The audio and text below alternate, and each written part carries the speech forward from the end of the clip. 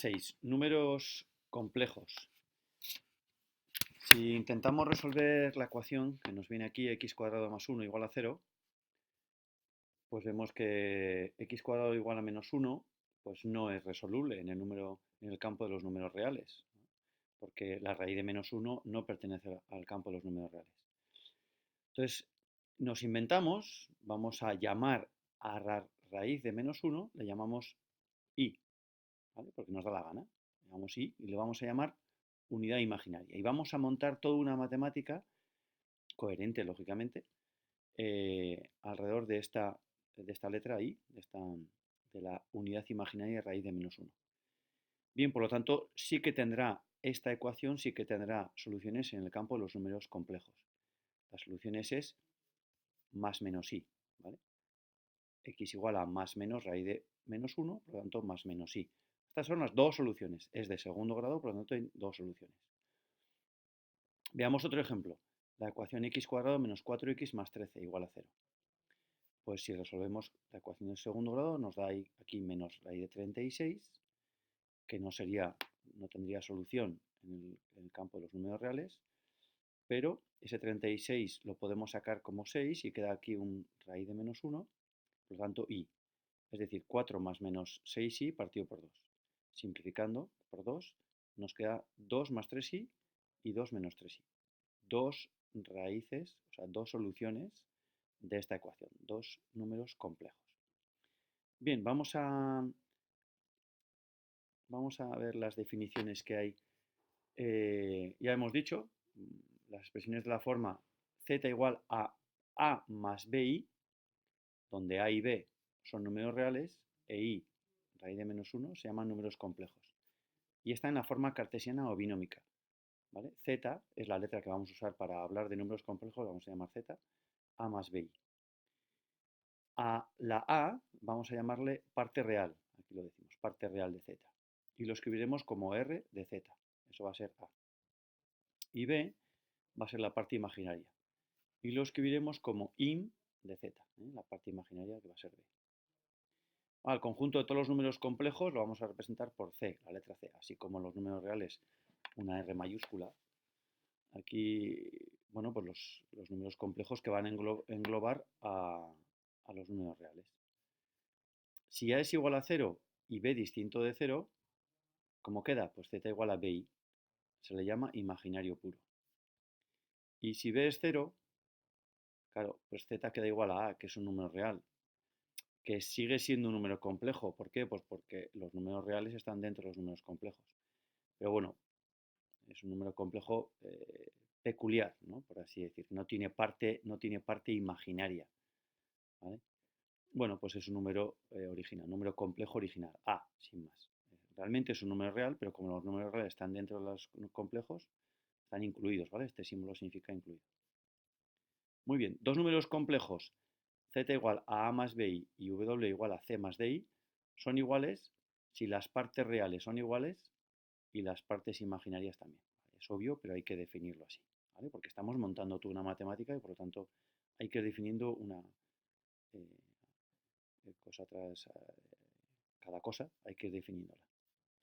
Cada asunto y es el más sencillo, la igualdad entre números sencillos, entre números complejos. Se llama conjugado del número complejo a más bi al número z asterisco a menos bi. Entonces, el número conjugado va a ser, cambiamos el signo de la parte entre las dos, realmente es el signo de la parte imaginaria. Y lo vamos a llamar con un asterisco, z conjugado, lo vamos a llamar asterisco, z asterisco. Y el opuesto, pues va a ser z, el opuesto de z a más bi va a ser menos z, que va a ser menos a menos bi. Bien, y aquí viene un ejemplo, pues sea z menos 2 más 4i, pues la parte real de z va a ser menos 2, la parte imaginaria va a ser 4, el conjugado de este número pues va a ser menos 2 menos 4i, y el opuesto, que es menos z, va a ser 2 menos 4.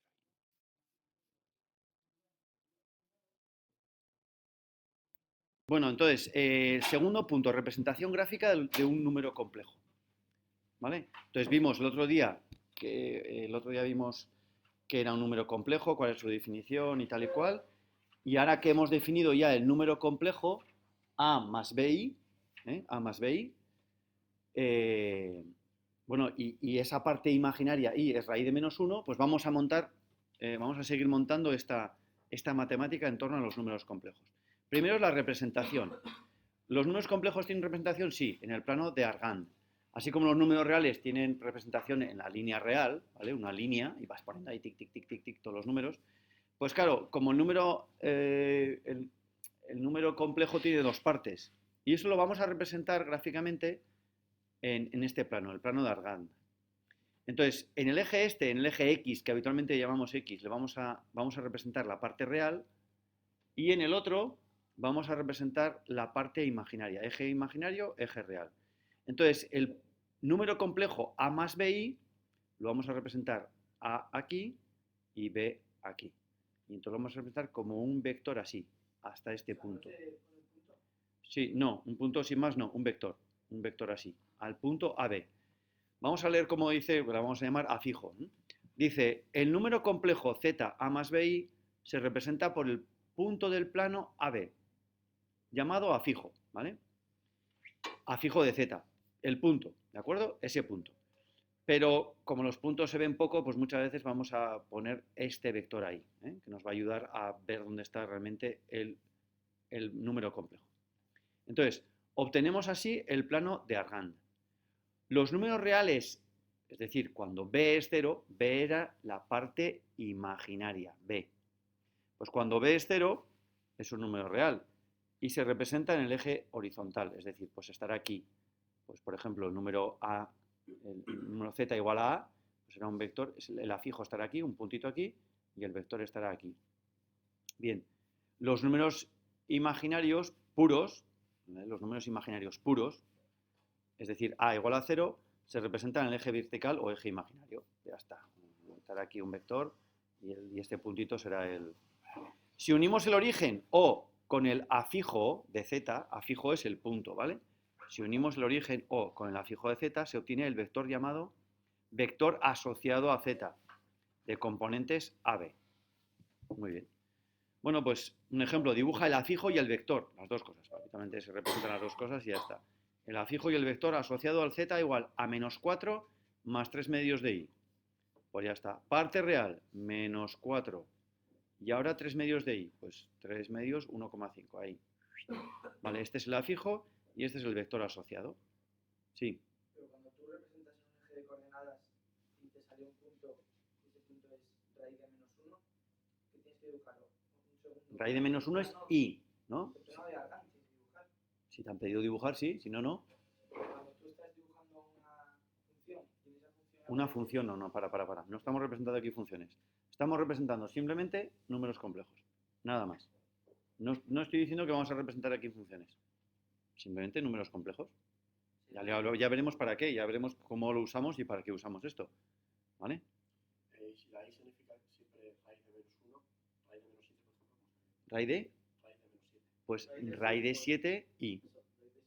Raíz de 7i. ¿Vale? O sea, no hace falta que los números que están dentro de la raíz sean cuadrados perfectos.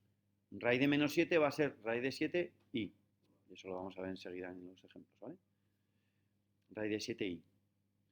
Bien, punto 3. Operaciones con números complejos, ¿vale? Vamos a ir montando esta matemática. Entonces, consideramos dos números complejos, el z y el w. A más bi y c más di, ¿vale? Que han nacido de la solución de una ecuación y tal y cual, que no tenía solución en el campo de los números reales, pues ahora sí, en el campo de los números complejos sí que tiene. Entonces, vamos a definir la suma. Pues la suma de z más i va a ser a más c más d más di, ¿vale? Es decir, la parte real por un lado, la parte imaginaria por otro, y luego se pone i. Ya está. Pues sí, pero bueno, pero parecido, ¿no? Es decir, la parte por un lado y la parte por otro. Pero aquí hay un más, aquí no hay una coma, y aquí hay una i, ¿vale? El término imaginario en el término real nunca se suma. No. Nunca se suma, no. ¿Vale? La parte real por un lado, la parte imaginaria por otro. ¿Y la diferencia? Pues lo mismo. Se restan, la parte real se resta por un lado y la parte imaginaria por otro.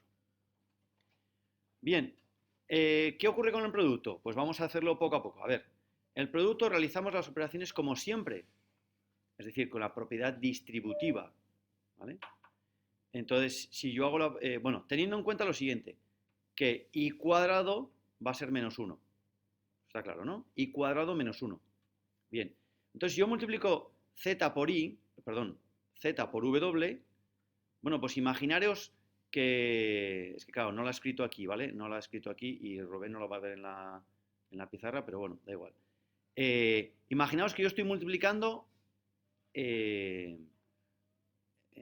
bueno, mira, aquí están, A, este es A más BI y aquí C más DI. Entonces, ¿qué está multiplicando? Este está multiplicando este. Entonces, ¿qué ocurre? A por C va a ser parte real, ¿no? Ya está, aquí, A por C. Luego, A por DI. Pues A por DI, aquí va a estar, este trocito aquí, A por DI. Después, estamos aplicando la propiedad distributiva, ¿eh? Ahora, BI por C. BI por C va a ser BCI. BCI, aquí está, BCI. Y ahora, ¿qué queda? El último, BI por DI. Entonces, BI por DI queda B por D y luego I por I cuadrado, que es menos 1. Vale, por lo tanto, menos BD, que ¿dónde está? Aquí, menos BD, forma parte de la parte real, ¿vale? Entonces, hay dos que forman parte de la parte real. Esto no se aprende con letras, esto se hace con números y ya está, como en el ejemplo, o sea, que aquí habrá algún ejemplo, ¿no? Pues aquí lo se hace y ya está. No se aprende esto con letras, ¿eh? Se hace el sentido común. Lo único que lo que dice aquí, sabiendo que menos i, perdón, que i cuadrado es menos 1. Sí. ¿Podría ser caso, por ejemplo, que sea z igual a menos bi, b más bi? Sí, bueno, es que dentro de las letras estas, dentro de A, B, C y D, están los signos. O sea, A, B, C y D tienen sus signos. ¿Vale? Aquí estamos con parámetros, así representando lo típico. ¿Vale? Lo general, quiero decir. ¿Vale? ¿Producto entendido? Se hace la distributiva, pim, pam, pim, pam, pim, pam, sabiendo que i cuadrado es menos 1. Muy bien. ¿Y el cociente? Pues el cociente es curioso. Lo que vamos a hacer es, para dividir z entre w, es decir, z entre w, lo que vamos a hacer es multiplicar por el conjugado, arriba y abajo. Igual que hacíamos en tercero de eso, para racionalizar. Lo mismo, para quitar las raíces cuadradas del denominador, en este caso y tal, cuando había un binomio abajo en el denominador, multiplicamos arriba y abajo por el numerador y denominador por el conjugado. Pues aquí lo mismo, multiplicamos arriba y abajo por el conjugado del denominador, que no lo había dicho, conjugado del denominador. Y ya veréis qué va a pasar. Entonces, primero lo que va a pasar aquí es... Bueno, lo vas a ver ahora. Vas a ver el por qué lo vas a ver. Y vas a decir, ahí va, mira qué curioso, qué guay. Vale, entonces va a ser... multiplico el numerador. Entonces va a ser esto por esto. Y me va a dar un número complejo. Pues a ver, A por C. Aquí está. A por menos DI. Pues menos AI. Ahora, ¿qué me queda? BI por C. Pues aquí, BCI. Y ahora, menos DI, perdón, menos BI por menos DI. Pues I por I menos 1, con este menos queda más, por lo tanto, B por D. B por D aquí. Ahora vamos a hacer un ejemplo y ya está, ¿eh? ¿Y qué ocurre abajo? Abajo va a ocurrir que vamos a tener siempre suma por diferencia. Diferencia de cuadrados. Entonces, ¿cómo va a ser el denominador? Bueno, aquí lo he puesto dividido el denominador, pero va a ser el cuadrado de uno menos el cuadrado del otro.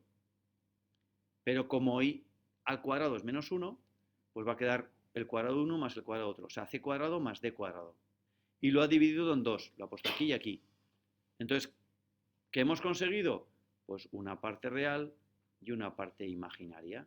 Es decir, que el cociente entre dos números complejos lo hemos transformado en un número complejo, así de esta manera, de parte real y parte imaginaria. Voy a hacer un ejemplo ahora mismo, con números y ya está. Simplificándolo, si aquí no hay... Estos son letras, no se puede simplificar. Bueno, creo que no se puede simplificar. ¿Qué quieres simplificar? A ver, F menos AD estaría multiplicándose solo por el I. un poco más despacio. ¿Esto de aquí arriba? Sí, solo por el I. Como Sí, es el numerador de esto de aquí. Vale, o El sea, numerador producto. que multiplica ahí y este es el denominador que O sea, multiplica es ahí. igual que el producto. Es igual que el producto. Ah, bueno. Bueno, no sé, no he mirado las... Bueno, es que el producto realmente de esto de aquí, por esto, cambia el signo este de aquí. Sí. Pero bueno, que no hay que aprenderse de memoria todas estas letras, que no. Lo vas a hacer con sentido común, ¿vale? En el ejemplo que vamos a hacer ahora mismo, ¿vale? Y antes de hacer el ejemplo, bueno, pues observación. Daros cuenta de que esto de observación, en muchos ejemplos conviene tener presente, os suena, ¿verdad? Que bueno, pues es que estas observaciones es el contus, ¿no?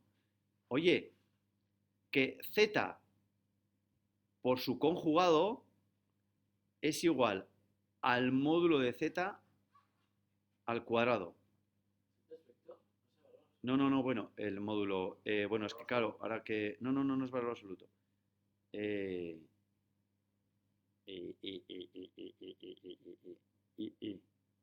O sea, ¿qué ocurre aquí? Z por Z, Z por su conjugado, aquí está, ¿eh?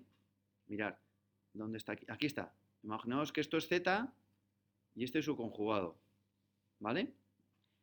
Y nos ha dado C cuadrado más D cuadrado. Este producto nos da C cuadrado más D cuadrado. ¿Y esto qué podríamos decir? Que todavía no hemos definido el módulo, por eso se la ha colado un poquito a los apuntes, ¿vale? El módulo el módulo de un número complejo es la raíz cuadrada de la parte real al cuadrado más la parte imaginaria al cuadrado. También hemos visto que era un vector, que lo podíamos representar como un vector, un número complejo, ¿no? Entonces, el módulo de un número complejo va a ser esta longitud. ¿Y qué es esta longitud según Pitágoras? Pues este lado al cuadrado, bueno, aquí, este lado al cuadrado más este lado al cuadrado, pues raíz cuadrada. Eso va a ser la hipotenusa. Raíz cuadrada de la parte real al cuadrado más la parte imaginaria. Entonces, ¿qué va a ocurrir aquí? No, es que no es un vector, no, que z no es un vector, es un número complejo, ¿vale? Pero sí que podemos poner las dos barras y, ¿vale? El módulo del número complejo al cuadrado, ¿vale? Por lo tanto, estas dos barras ahora mismo no significan el valor absoluto de un número complejo, sino el módulo de un número complejo. Estas dos barras de aquí, verticales, significan el módulo de un número complejo. Pero el valor de z será un número real, ¿no? Voy a poner un ejemplo porque veo que hay muchas preguntas, ¿vale?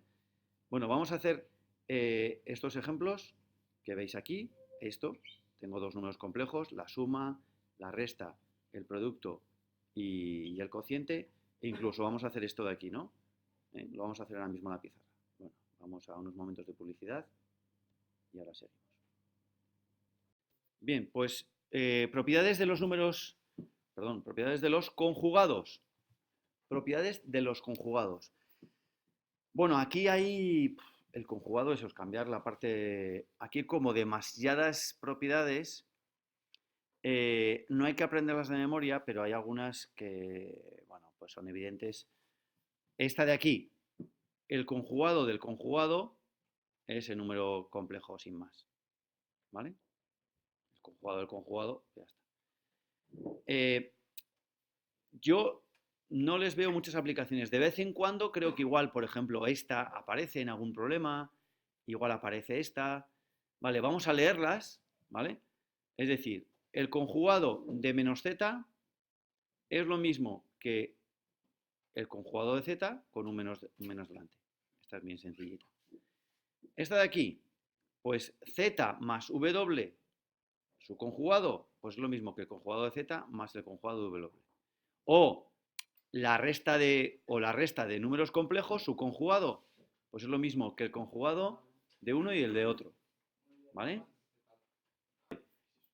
Bueno, la siguiente propiedad, pues el producto de dos números complejos y su conjugado coincide con el conjugado de z y el conjugado de tal. Bueno, todos estos de aquí, ¿vale? Hay un ejercicio en la tarea que lo haréis, ¿vale? Lo dice aquí. La demostración de cada uno, ¿vale? Está hecho en un ejercicio, ¿vale? Lo haréis como tarea, demostrar todas estas cosas, ¿ok? Es sencillo de hacerlo, ¿vale? No, con letras. ¿Letras? Sí. Por eso es muy bueno, porque te tienes que acostumbrar. tienes que acostumbrar a trabajar con letras y decir, no pasa nada. Hay veces que sí, que trabajar con parámetros, pues joder, se hace todo muy grande y a veces que la explicación es mejor poner un ejemplo, ¿no? Pero bueno, hay que acostumbrarse a trabajar con letras y no pasa nada. Vale. Eso es modo algebraico y ya está. Muy bien. 5. Vamos a ver más formas de representar un número complejo. Vamos a ver la fórmula módulo argumental o polar, que se usa mucho y nos viene de perlas, la forma trigonométrica y la forma exponencial o de Euler. ¿Vale? Vamos a ver esas 3 maneras de representar un número complejo. ¿Ok? Bien, entonces, sea z igual a más bi. ¿Vale? Consideramos un número complejo normal y corriente. La distancia r de O a la fijo z es el módulo del vector asociado a z. Esto de aquí, que antes no lo habíamos puesto nombre, habíamos puesto que esto le llamamos a fijo, al punto este a fijo, a esto al vector asociado. Bueno, pues ahora mismo le llamamos al módulo de este vector asociado, le vamos a llamar r. ¿Vale? Y entonces r va a ser, ¿veis? El módulo de z. ¿Y a qué va a ser igual r? El módulo de z a la raíz cuadrada de a cuadrado más b cuadrado, como acabamos de ver en el ejemplo anterior, ¿no? Muy bien, eso por un lado. Bueno, pero claro, no tenemos representado del todo este número complejo. Necesitaríamos la distancia, muy bien, con la distancia. Con la distancia no es suficiente, ¿vale? ¿Por qué? Porque todos estos números complejos que están en una circunferencia aquí tienen la misma distancia. Por lo tanto, otro dato importante sería el ángulo. Entonces, si a mí me dan la distancia y este angulito de aquí, teta, pues ya está, ya tengo definido también el número complejo, ¿vale? Entonces va a ser esa la manera de... Entonces, ¿cuál va a ser teta? El ángulo teta, que forma ese vector con la dirección positiva del eje real, se calcula así, la tangente de teta va a ser b entre a, ¿veis? La tangente de teta es b, que es la parte imaginaria, entre a, que es la parte real. Entonces, teta va a ser el arcotangente de b entre a. ¿Ok? Entonces, a eso le vamos a llamar argumento de z. Sí, ahora voy a... ¿Vale? Ese es el argumento de z. Entonces, dependiendo de cuál sea el argumento de z, pues el número complejo estará en un cuadrante u otro. Aquí dice, hay que observar en qué cuadrante está el afijo de z. ¿Vale? Bien, eso lo vamos a ver en los ejemplos, lo veremos, ¿vale? Con números y ya está, ¿vale? Aquí ahora mismo, lo importante es que un número complejo lo vamos a poder representar, ¿vale? En forma polar, y lo va a decir aquí, coordenadas polares, ¿vale? O módulo argumento. Yo le llamo muchas veces la forma polar o módulo argumento, ¿vale? Módulo argumento o forma polar, lo está diciendo aquí el título del apartado este. Módulo argumento o forma polar. Entonces, las coordenadas polares de un complejo son estas de aquí, r y teta. ¿Vale? Los números r y teta son las coordenadas polares de z. Pero ¿cómo lo escribiremos? Así, z igual a r y un subíndice teta. ¿Vale? Lo vamos a ver en los ejemplos ahora, ¿eh? Esta es la fórmula módulo argumental o polar. ¿Vale? Es decir, que 2 y un número pequeñito abajo como su índice, que ponga 45, ¿vale? Que muchas veces vamos a poner en radianes, ¿vale? Ese ángulo lo podríamos poner en grados o en radianes, muchas veces en radianes, ¿ok?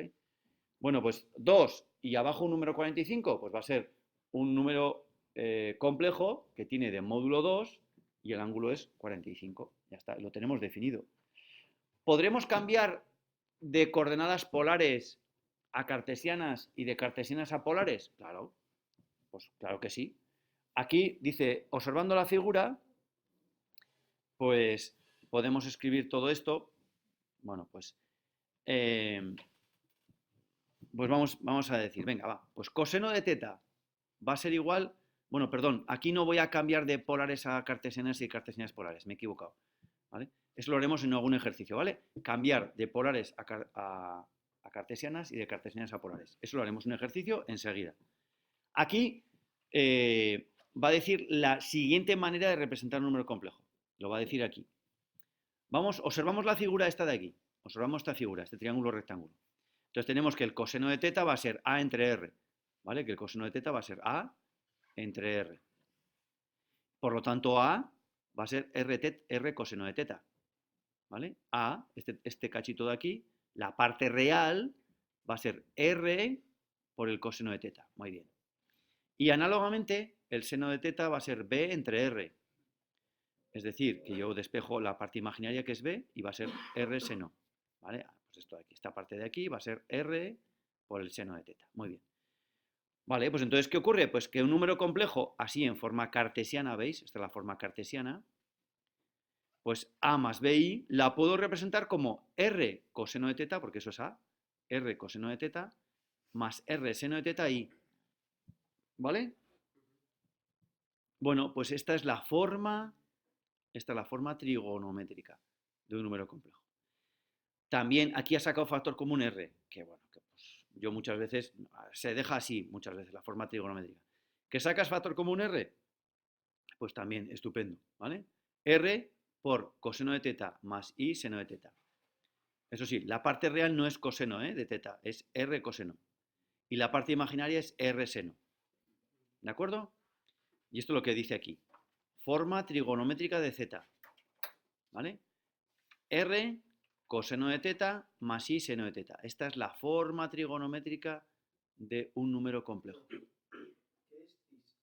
Ahora voy, hijo, espera un poquito, que no he leído todavía. ¿Vale? R coseno de teta más I seno de teta, ¿vale? Es la forma trigonométrica. ¿Vale? Es decir, de aquí esto me va a dar la parte real, R coseno de teta es la parte real, y R seno de teta la parte imaginaria. ¿Vale? ¿R es un valor concreto? R, sí, a veces es incógnita, a veces no es incógnita, a veces es conocido, no es conocido, pero valor concreto sí. Vale, o sea, no es. Vale, Lo que no te puedo decir si es conocido o no, muchas veces es la incógnita, o sea, luego vamos a jugar con todo esto, ¿no? Esto es una manera de representar el número complejo. Z igual a R por coseno más I seno de z, de teta, ¿vale? Entonces, no, pero que me interesa. Bien, entonces, ¿qué ocurre? Que esto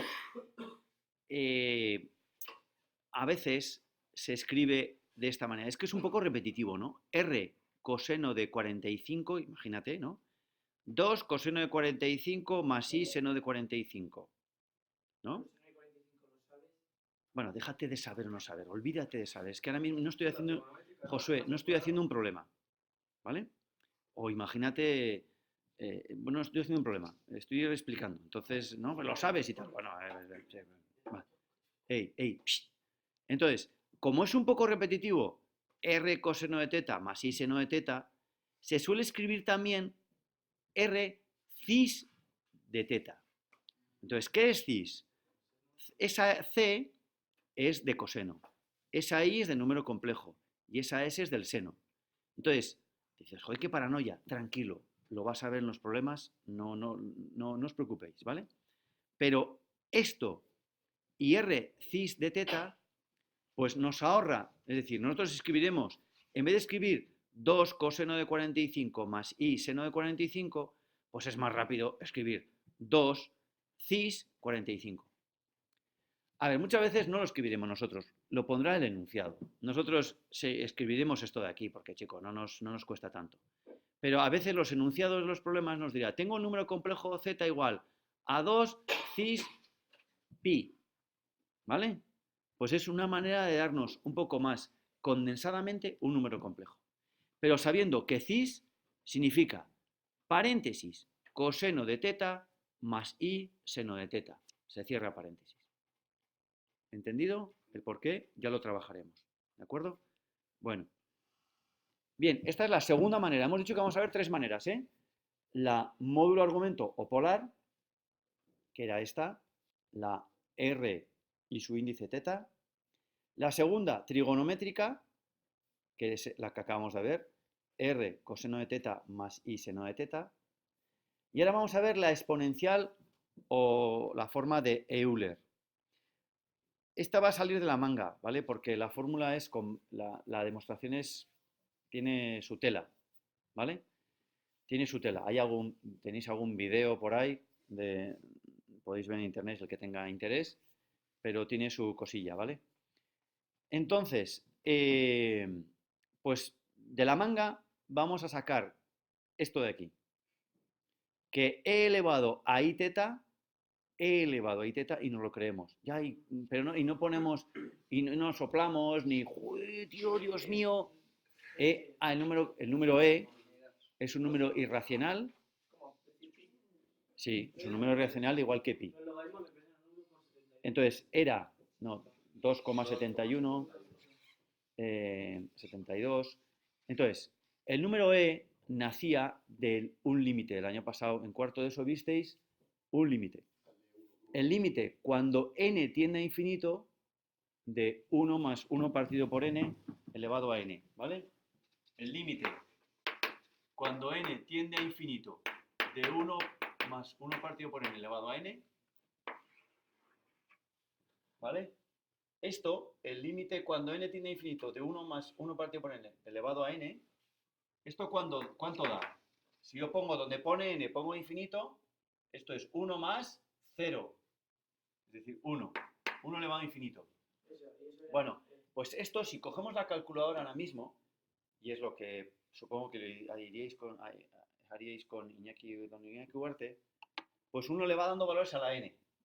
Y para n igual a 1, ¿cuánto vale esto? 1 más 1 partido por 1 elevado a 1, 1.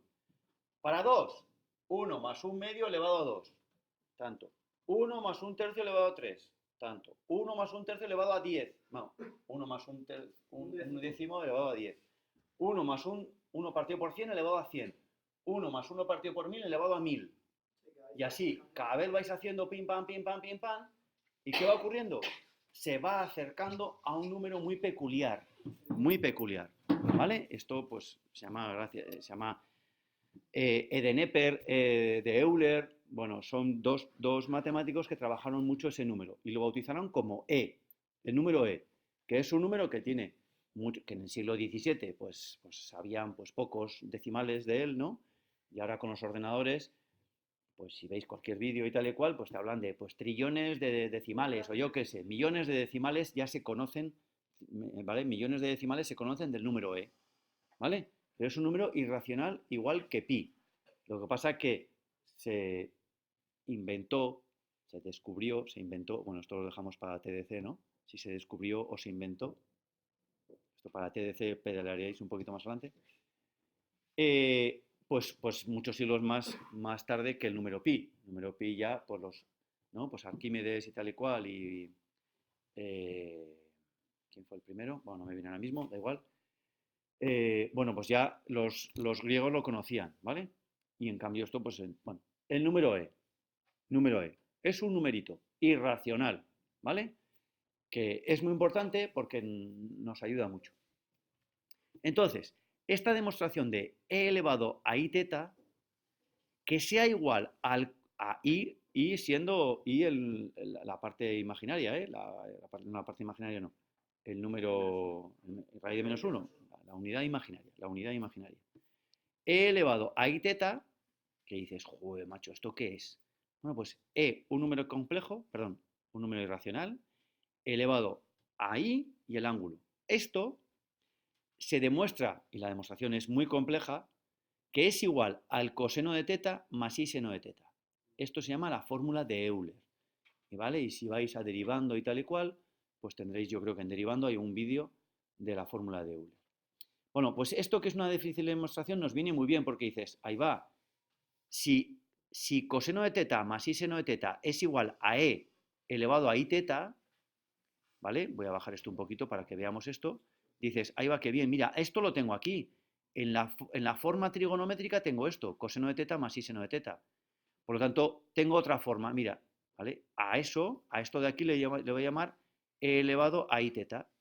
Por lo tanto, la tercera forma de representar un número complejo va a ser z igual a r, que sigue siendo el módulo, por e elevado a i teta, y que teta sigue siendo el argumento. Entonces, ¿qué ocurre? Que como tengo cuatro maneras de representar un número complejo, ¿vale? 4 maneras. Cartesiana y estas 3 que acabamos de ver aquí. Cartesiana, la polar, la trigonométrica y la exponencial de Euler. 4 maneras de representar números complejos. Entonces, claro, voy a tener 4 maneras de jugar con esos números complejos, de sumar, de multiplicar, de tal y cual. Pues para unos problemas, y esto es importante, para unos problemas nos vendrá muy bien una manera y para otros decir, joder, pues esto es una locura. Ah, qué bien me viene la forma trigonométrica. Ah, qué bien me viene la forma polar. O ah, qué bien me viene la forma exponencial. Porque trabajar con exponentes es muy sencillito. Y entonces pim pam, y haremos una cosa pues muy sencilla.